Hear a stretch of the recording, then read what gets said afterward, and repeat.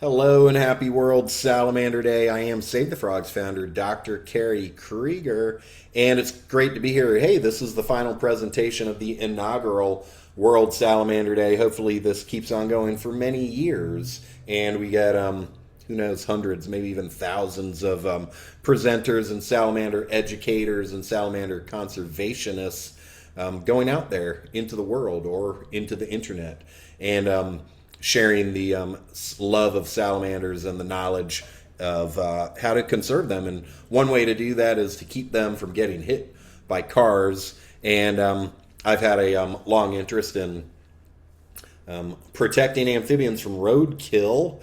And we used to have a page up on the site, on our original site, that lived from 2008 until 2017. It will come back up to the site. I'm just slow to migrate it. But we had savethefrogs.com/roads page that listed out a lot of the efforts that happen in primarily in Europe and the USA with groups. Europe and the USA.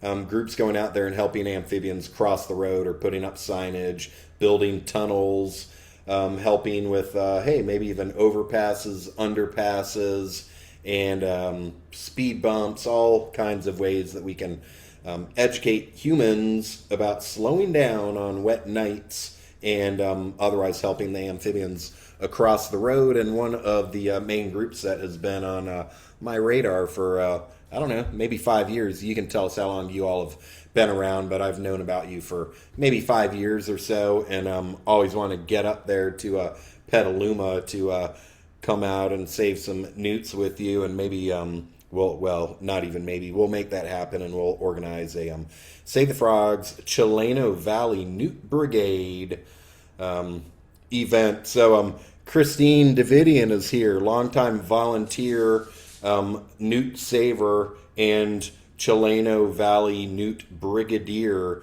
Christyne, welcome. Hi, thank you for inviting us. Really appreciate that. And thank Yeah. you for the lovely introduction. Yeah, why don't you tell us a few things about yourself, how you got involved in all of this, what you do Okay. specifically, and then share your screen and do your thing. We're not in, we're officially, this thing goes officially for 15 minutes. I'm not in a hurry, so if you have something more to say, we're not in a hurry. Okay. Okay, it's great. I'm actually been involved in the Chileno Valley Newt Brigade for 5 years. Um, I happened to just by chance find out about them because I was well aware of this lake on Chileno Valley Road called Laguna Lake. It's a very popular cycling road. And I would always watch to look at the birds and other things that are there. And just one year, the lake just drained out because of the drought and being pumped out. And there were two turtles that were being exposed. And so I reached out to see who can help save the turtles. And we discovered the Chileno Valley Newt Brigade. So we joined hands to say, yeah, we need to do something to save both turtles and amphibians on Chileno Valley Road at this special lake. But I don't have a background at all in herpetology. I've just been a bird watcher. I have a whole business background, but now that I'm retired, I am super into doing this. I'm absolutely obsessed with saving newts and frogs. And as you can see, you can tell I actually designed these newt heads for our Would you costumes. say that So you're a newt head designer?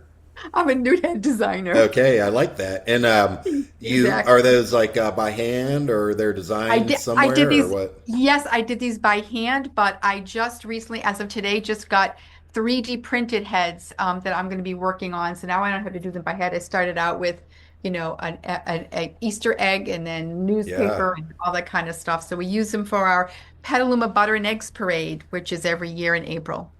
Okay, we there's a Save the Frogs Ecuador eco tourist from Oh, San Francisco who's big into 3D printing, and oh, that was like many years ago. We talked about that, so I assume that he that's come a long way. So I'll put you in touch with yes. him, Oh, that'd be and great. yeah, are those things for sale or what?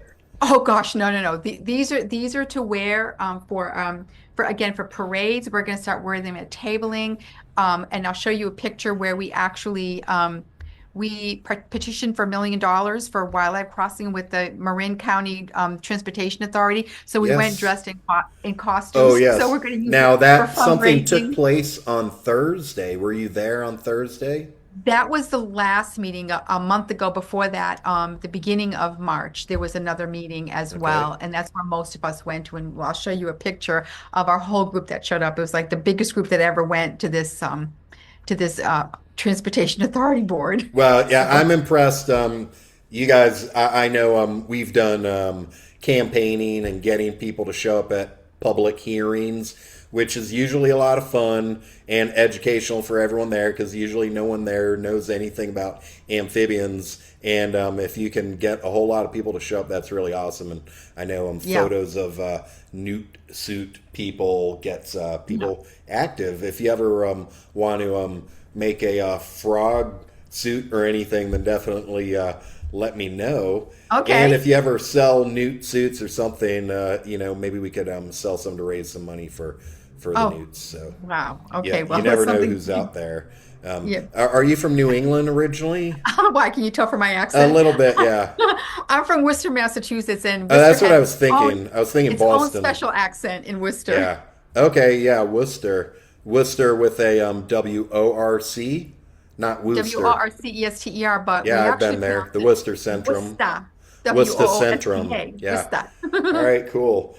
All right. UMass is right there. Is that right? Yeah, UMass UMass. Actually, I got my Amherst. Or degree in botany from okay. UMass Amherst. Yep. Okay. All right. Mm-hmm. Cool. All right. Mm-hmm. Yeah, I visited the Williams College campus long ago. That was a Nice. very nice place. It is very nice. All right. Well, let's talk about Newts on the road. Tell us what goes on with Chileno Valley Newt Brigade. Okay, I'm going to start sharing and open up my presentation. Here we go. Let's see this. Whoops, why is that not letting me share there? Hold on a second. Share my screen. Let me know when you can actually see my screen. Is it sharing? It is not sharing, or Okay, at hold least it on. hasn't gotten to me Let me yet. try it again. Hold on. Okay. Share.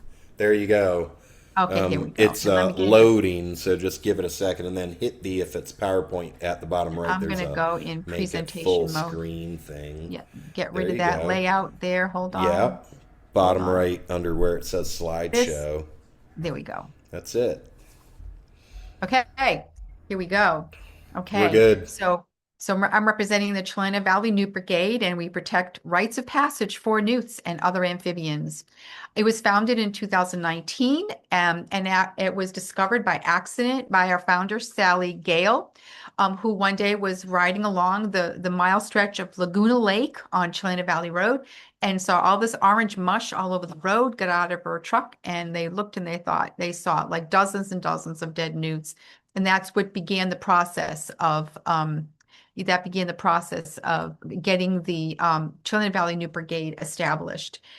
It is the migration route for newts, frogs, and other amphibians. They go across the road from the hillside on one side into the lake on the other side for breeding.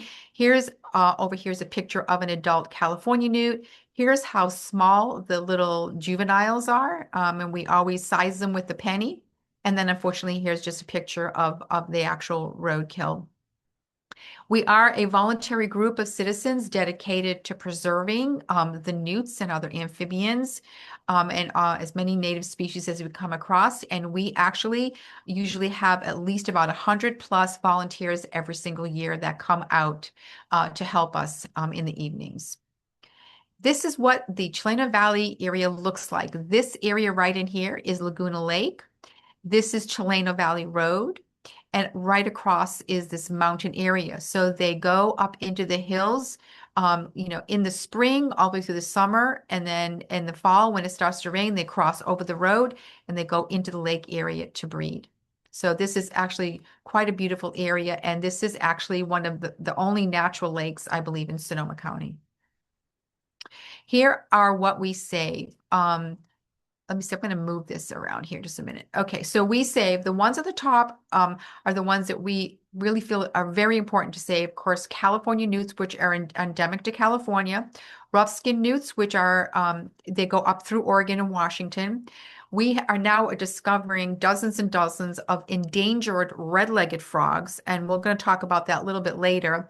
I think the western toad is a species of special concern. At the same time, all the ones down below, we also say yellow-eyed encentina, arboreal salamanders, California slender salamanders, and Pacific chorus frogs. Oops, sorry. Oops, sorry. There are challenges with what we do. The first challenge is we are surrounded by private property. The road itself is public, but on both sides of the road, it's all private property, including the lake itself. And so we have to monitor on the road itself. We have to stay out of the areas that go into the property on the hillside or the road. And safety then obviously is very, very important because we're walking in the middle of the road. And so there's extensive training involved with that. So these are some of the challenges. But then we've also discovered what happened this year is we've seen far more bullfrogs. And so that's invasive to not only the newts, even though the newts are poisonous, the bullfrogs will eat the newts. They also will eat the red-legged frogs, which are endangered. So we're very concerned about that. So we have been collecting them and euthanizing them, and collecting the data on them starting this year for the first time. Daily teams, here's examples of what we're out there doing. You can actually see down on the left, there's a little tiny newt, and we use our cell phones to record them. It's all recorded through iNaturalist. And as you can see, we're out here. This is the actual road, and you've got both sides of the road that we have to be mindful of as cars come down here. You can see we're all wearing safety vests. We're carrying buckets with us.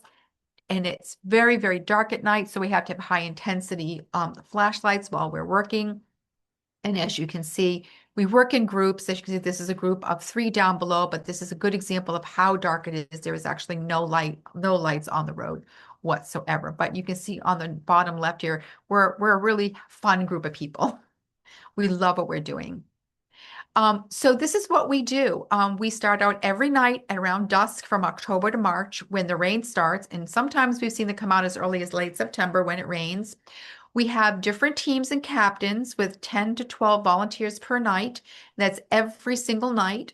So there's a different group every single night is what I wanted to say. For safety, we work in pairs covering the entire mile-long part of that road, which stretches along the edge of that lake. We do extensive training for safety, how to handle the animals, and to document the news. Documenting is very, very important. And then we use, as I mentioned, iNaturalist, and we set up a special project. Every season, a new project is set up to document all live and all dead animals, which the ones with a list that we actually report, like for instance, there's so many chorus frogs, we typically just put an estimate for chorus frogs because they're so prevalent. So that's what we typically do while we're on the road. And we use obviously our cell phones. And then, why is this not moving down? There we go. Here's just a picture of our project here on iNaturalist. You'll actually see here is our 2025-26 Newt Brigade winter. You'll see some of our totals. We made almost 4,700 observations, 31 species, and 117 people participated this year. And then to the right is just an example of what an observation looks like. We actually have project information down below where we have 4 specific questions to answer for each one of these newts that we picture, and every single newt is pictured. And sometimes if there's a lot, we have to group them together and take multiple in one picture. How am I doing on time? I got nowhere to go. Okay. And so we're all good.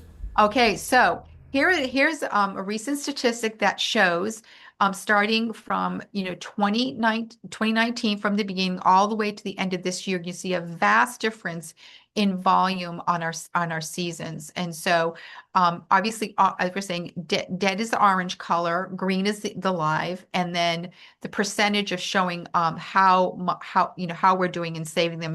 Look at the first year was pretty much 50-50. And then the second year, they started to do so much better that the survival rate has been really, really successful. There was really a blip this year in 2023, 2024, that there was a huge amount of juvenile newts. And I'll show you in another slide. There were um, just tons and tons of juvenile newts that year. Next slide is, here are the basic numbers. I know this is kind of a busy slide, but basically I want to just show the age differences. So for instance, if you look at, say 2023-24, the total was 20,000 newts, 15,000 live, 48,000 dead. But you can actually see there were only 2,700 adults, but 17,000 juveniles that year. So it was really, really a huge year for juveniles. And so what'll happen is they went up into the hills at the end of 2024, they went up into the hills. They're going to take 3 to maybe 4 to 5 years to become adults. So in 4 to 5 years from this date, so in another 2 years, all these adults will be coming back to the lake. So we're really hoping by then we have a crossing by then. I'm not sure it's going to happen, but we hope we're going to be ready for that. Here's a good slide on the red-legged frogs. So you can actually see we started recording them in 2023-24. Look at what happened. We had over 300 red-legged frogs. Then last year, the number was huge. And then once again this year, we've got a lot of red-legged frogs. And so this data is actually uploaded into the California Fish and Wildlife iNat project. They're monitoring this is because Fish and Wildlife is responsible for endangered species. So what it turned out when we turned in this data, they gave us more money to do and finish up the engineering feasibility study for our wildlife crossing. So that's how important it is to keep track of this kind of statistic. Here is an example of what the newt crossing is actually going to look like. So this is going to be this grate that's going to be on top so that the rain and the moisture can go through. They'll also be able to, there'll be light coming through so the animals can see above them instead of going into a dark, tunnel. And high enough so that like the red-legged frogs will be okay to get through because sometimes they actually jump up pretty high, much higher than the tiny little newts. And then here is an example similar to what we're going to see. This is the Yosemite toad crossing, which has been very, very successful. Now it's a much shorter crossing, as you can see. So it's going to be a big challenge for us to cover the mile that we have. But the good news is this has been an example of something that's been very successful, and they're using this design for our design. And this is an example of the road. So, this is the mile stretch of Chileno Valley Road. You can actually see this area here on the right where I'm circling. It's all red. This area has the most newt traffic, which is really interesting because they have to walk farther through this area right in here. But I think this area is a little bit marshy and grassier where they can lay their eggs, they can breed and lay their eggs. This area over here is a little higher for them to come up over, but it doesn't show it on this. But this end is where all the red-legged frogs are. So that when they did the engineering for this, they're going to keep in mind that this area also needs to be protected for the red-legged frogs to cross. And everywhere you see a dot is going to be a tunnel.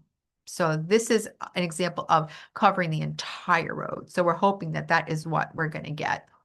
It's not going to be cheap though. And then here is all of us at the Transportation Authority public hearing in Marin County on March 4th. And you can actually see that we got a lot of people to come out and speak on behalf of the newts, and several of us in our lovely little costumes here, hats and signs. And then just wanted to say thank you very much. Any questions? I'd love to answer any questions that anybody has. All right, thank you so much, Christyne Davidian from Chileno Valley Newt Brigade, a Newt Brigadier. That was really awesome. I really like that because you got lots of really cool data. Like, you got so much of that stuff, and you've done cool stuff with it. Like I liked at the end, you had the picture of the road and where they're all crossing, and you can see the streams Yes. there, and you've got Yeah. it broken down by like juveniles and adults, and the numbers are staggering. I can't remember, Yeah. but it's like your total number of dead amphibians found is like 8,000, or do you know what that number is? Well, oh, the total number, let me go Yeah. back and take a quick peek here. Hold on a second. I had total number. Whoops, let me go back up here.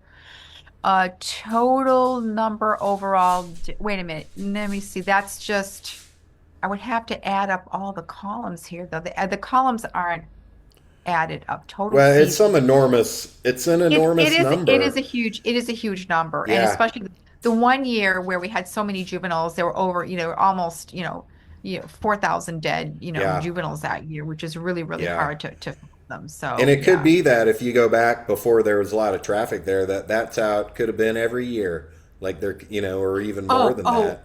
it's very, very possible, and nobody was paying attention. Although we did run into in some to bikers, we're trying to train bikers coming through. Oh, I have to say, so I also for about 2 years, 2 years, maybe not this year, but last year and the year before, I was going out in the morning, cleaning the road, getting the dead off road so that the next group coming in that night didn't have to do work on cleaning up dead, that they could focus on saving the live. But I was finding live newts during the mornings, which was a very interesting statistic. And then Sally said, "Hey, how about you start collecting viable samples?" So I've actually collected the hundreds of samples that have actually gone to UC Davis for study. So Why were they? What was happening in the mornings? They were being hit by bikes or what? because well, yeah, and when bikers were going by in the morning, I was like training them, hey, watch out for the newts. Don't Yeah. drive your bike over this. Oh yeah, we see them all the time. We try to get them off the road too. So Yeah. bikers were helping to save them in the morning. But the thing was, is none of us knew that they were crossing that early in the morning. Yeah. And when I started going out, I started reporting, hey, there are newts that are actually crossing in the morning, so we need to be Morning careful. being like until like 7 or 8 a.m. or what? No, later than that. Yeah. Okay. I've seen as late as 10 or 11 a.m. Now, Oh, they're not the huge numbers that cross at yeah. night, but they're crossing. And so what's happening is we were finding everybody thought, oh, they cleaned up the night before. And then I would go the next morning and well, there's like, 20, 30, 40 dead newts. And like, what the heck happened? Well, the morning commute was killing them. Yeah. Do you guys count the number of cars every time a car comes by We've or been what? we've been counting the cars all for all the past years except for this year. Yeah. We've got the data that we need. Fish and Wildlife and U.S. Geological Survey. They have the information they need to do the feasibility study. And those designs are almost done. Yeah, That's I why mean, we're this trying. is a huge help for them because they're always going to be behind on everything. And if you can give Correct. them data, not only do they have it, because Yeah. from my experience, at least FWS, they want to help amphibians. Mhm. California Department of Fish and Wild, I unfortunately cannot necessarily say the same thing about them, but FWS definitely does. And if you can deliver them tons of data, it not only helps them get their job done, but when I was watching you, you were giving all that data on like California red-legged frogs, and I'm like Huge. thinking like it's their obligation, like a CDOT or California Department of Transportation. I can't remember if that's what they're called, in USFWS and the local government, like they're actually obligated if they know that there's some direct threats that are killing those frogs. It seems like that they have to take some action. So, what is the reality of that as far as like the legal side of things and the government's obligation? Yeah, so that's why they gave us more money. That's why California Fish and Wildlife gave us more money, and they redid the designs to include the crossing for the red-legged frogs on Okay. that further end. So the west end is where the red-legged frogs mostly are, and on the east end is where most of the newts are. Okay. Although the juveniles come out on that west end first. They come out first when it starts raining, and there's usually tons of juveniles coming out from that other end. It's so bizarre. We can't figure out why the numbers are coming from where they are. But no, Fish and Wildlife is very well aware of it, and they know they're Okay, obligated good. All right. Hey, maybe I take back they what I they say. do. Can They can do. you can you remind me? I must have been No, I'm not. I was not listening well enough. No, it's okay. Where did they give you money? Was that like you want a grant from them, or they really want to help, or they Yeah. had to help, or what was? How did We that we money arrive, and roughly how much money was that? Or Yeah, Sally and the New Brigade, they applied for this money through Fish and Wildlife to do the feasibility study. And it was Cheryl Bream, who also did that, Yosemite crossing, at USGS. And so the money went to them, and I forget that it's Charles, I forget Charles's last name, he's the engineer. They worked together.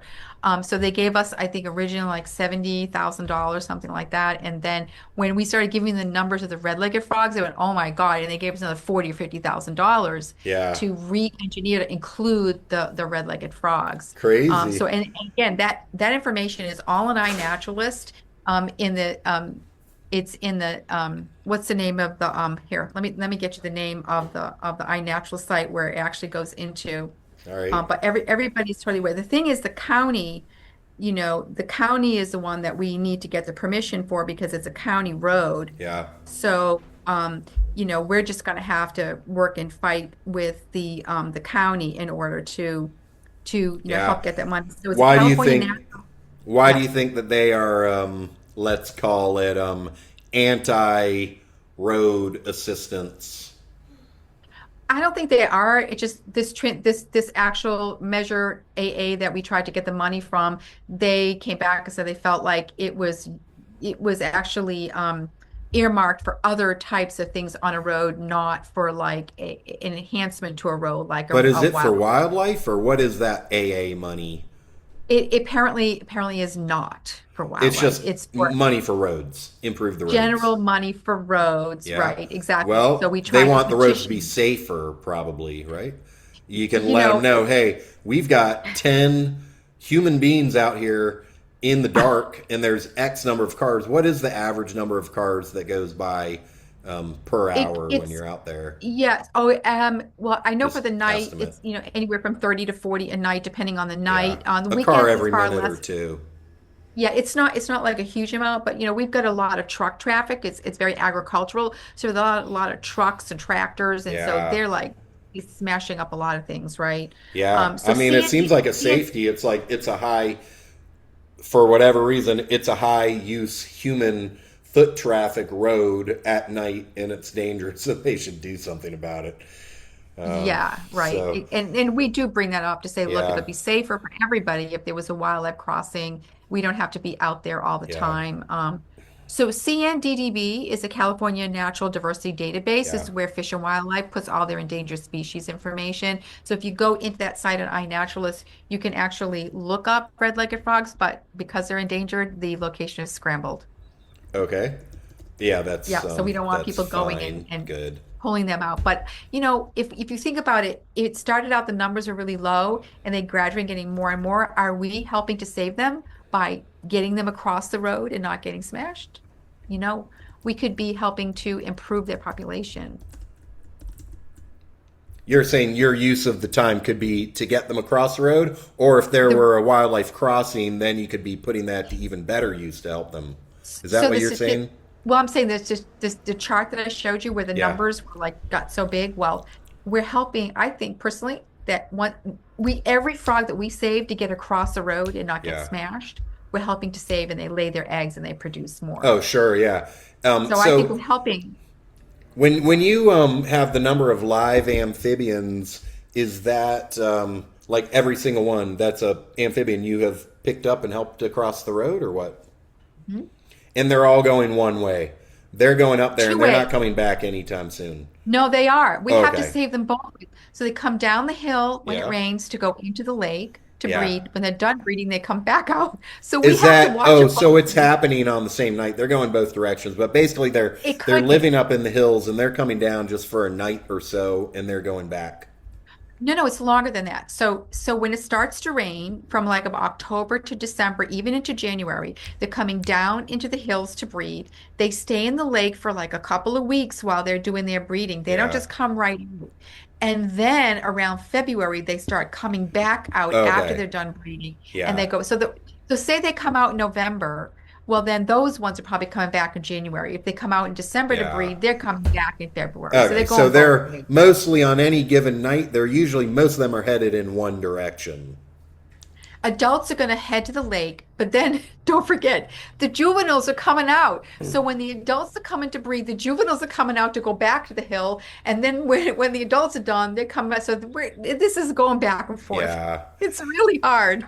And do you ever have data on, like, I guess the control data would be to not be there and to only count the number of dead, as Well, opposed to if your volunteers are out there. that's a very interesting thing because if we just went in the morning and just counted the dead, that actually might actually be a benefit for us because we can show how many dead, like thousands of dead. Yeah. The more we save, the harder we're making the example of they're not going to survive. Yeah. See, so, but we can't, we do no harm. Our goal is Yeah. do no harm, and we're going to save these living beings. Okay. All right. Well, thank you for that. Hey, everyone out there, it's World Salamander Day, and hopefully this is showing in the correct direction. It's reversed for me, but It's fine. hey, good. March 28th, put it on your calendar for next year, too. And are there volunteers out there right now, tonight, or are they headed out there? We're done. We're done Okay. for the season. Is It's that because mid-March. everything pretty much stopped moving? Everything is pretty much, although it's going to rain this week, so I think somebody needs to go out and take a peek to see what's going on. So, Okay. but I think All they're right. done. Okay, good. Hey, people out there, if you have any questions, let us know. We've got Nancy, longtime Save the Frogs supporter, toad lover. Thanks for being here. We got Connie, Save the Frogs volunteer graphic designer. Dolores gave a presentation on mud puppies. And hey, we got Freddie from New York, a wetland restorationist. Save the Frogs wetland construction workshop multiple time participant. Everyone out there, thanks for being here. Spread the word about Save the Frogs and World Salamander Day. Don't wait until next year, though. We've got Save the Frogs Day. The 18th annual Save the Frogs Day is coming up 1 month from today. It'll be April 28th. It's April 28th every year. Been organizing it since 2009. We've had thousands of live in-person events for people going out into their communities and doing good things for amphibians. Save the Frogs Day, I was happy to learn last year when I was in Nepal, is actually the second biggest environmental event in Nepal, which took me by surprise. That's a long way. I had not been to Nepal since 1997, so it grew. Without me being there, we can make a huge impact. We don't even need to be somewhere in person unless we're trying to get newts across the road, but hopefully the government can help out on that. And let's see. We got some comments coming in here. Great work. Thank you, Wendy. And what else? Are you in contact with the Save the Salamander events is the question. There are some in New Jersey. I think doing some research today, maybe I came across that from like 2022. It was like a some type of salamander day. It looked like it only went one time, though. I'm not sure what that is, but Freddie, maybe if you have some info, you can put in a URL. And hey, I guess that Christine took off. No, here there's you are one, again. Yeah. yeah, there is one question there, right? It says, and are we in contact with other Save the Salamander events? There are some in New Jersey. I don't know if it's necessarily Save the Salamander events. I know we're talking to other groups about what we're doing and how we can mentor other groups to save salamanders. All right. Hey, everyone. If you go on to, it should be up on YouTube. It's definitely up on the Save the Frogs website. Probably we have Save the Frogs Academy. And if you go in there, there's a USA course. And that's probably where it is right here. But I'm going to type it in. We got a search bar on the top right of Save the Frogs site. It works very well. And hey, there it is. Salamander Crossing Brigade Workshop, March 29th. Hey, what do you know? It's March 29th of 2023. And I'm going to put the link right in here. All I had to do was type in What did I type in? Well, hey, go type in salamander crossing into the search bar. You'll get it if you're out there in the video land watching this. Go subscribe to Save the Frogs on YouTube. And yeah, right there, that's the Harris Center in New Hampshire. They have a similar type of thing, saving amphibians on the road on wet nights in the winter and spring up in New Hampshire. Maybe you should contact them if you guys have never been in touch with them. And what else is there? The Toad Detour Group, I think in Schuylkill. I don't know if I say that right. Pennsylvania. And then Johnny Walker, Save the Frogs Eco Tourist. Save the Frogs Belize Eco Tourist. And he's in the UK, and they're helping amphibians across the road. So if you do want to talk to other groups and find out what they're up to, let me know. I think we should end there. We're, hey, a little bit over time, and I guess we'll call this the exciting conclusion of the inaugural World Salamander Day. Go check out salamanderday.org, and we're going to be adding a whole lot of stuff to the site. And SaveTheFrogs.com/salamanders, Chileno Valley Newt Brigade. I assume it's .org. Just go type it in, Chileno, Chileno, put Newts with that, and you'll get their website. And they're on Instagram too.